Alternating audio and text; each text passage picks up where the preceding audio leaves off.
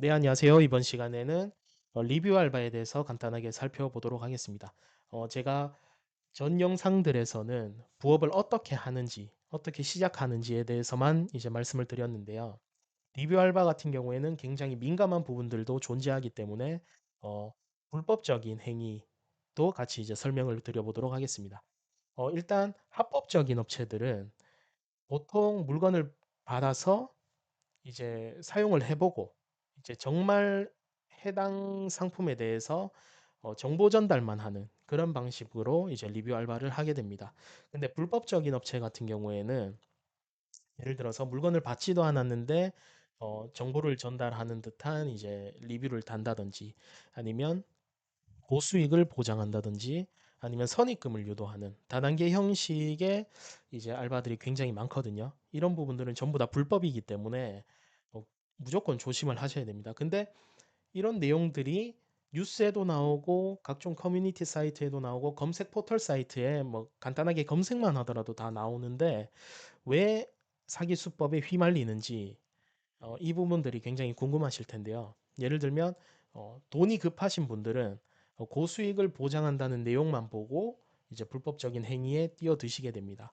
그리고 선입금 유도 같은 경우에도 처음에 적은 금액을 입금하라고 합니다. 뭐 10만 원이라든지 뭐 100만 원이라든지 이런 식으로 입금을 유도해서 첫 달에는 받은 돈보다 더 많이 입금을 해주는 방식으로 이제 유도를 해서 나중에는 큰 금액을 입금하라고 유도를 할 겁니다.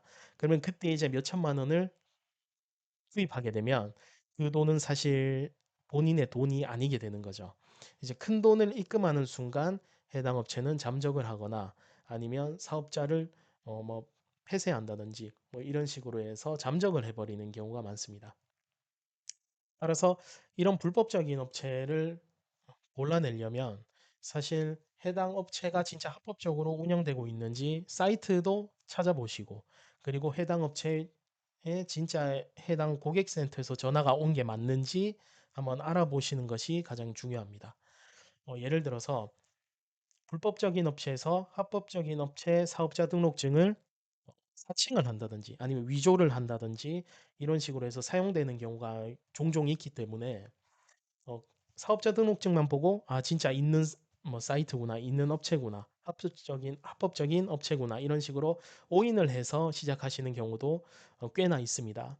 따라서 일단 몇 가지 포인트를 집어드리자면 일단 고수익 강조하는 업체 그리고 선입금을 유도하는 업체 그리고 다단계식으로 뭐 친구를 데려오라든지 아니면 뭐 적은 금액을 입금하면 계속해서 돈을 돌려주겠다 약간 이런 피해자를 심리를 이용하는 그런 업체들은 반드시 불법이기 때문에 조심을 하셔야 됩니다. 그리고 이 불법적인 업체는 사실 내가 피해자지만 가해자가 될 수도 있거든요. 왜냐하면 불법적인 업체는 보통 이제 보이스피싱 범죄 자금이 흘러 들어오는 경우가 굉장히 많습니다. 자금 세탁을 하는 것이죠. 그렇기 때문에 이런 알바를 이용해서 현금을 편취하고 불법 자금을 이용하는 그런 경우가 많기 때문에 내가 분명히 금전적인 손해는 봤습니다만 결국엔 잡히게 되면 본인이 수사를 받아야 되거든요. 피해자임에도 내가 가해자가 되는 경우가 다반사기 때문에 본인의 계좌가 전부 다 막힌다든지 아니면 벌금형도 떨어질 수가 있고 진짜 심한 경우에는 징역형을 사는 경우도 있습니다.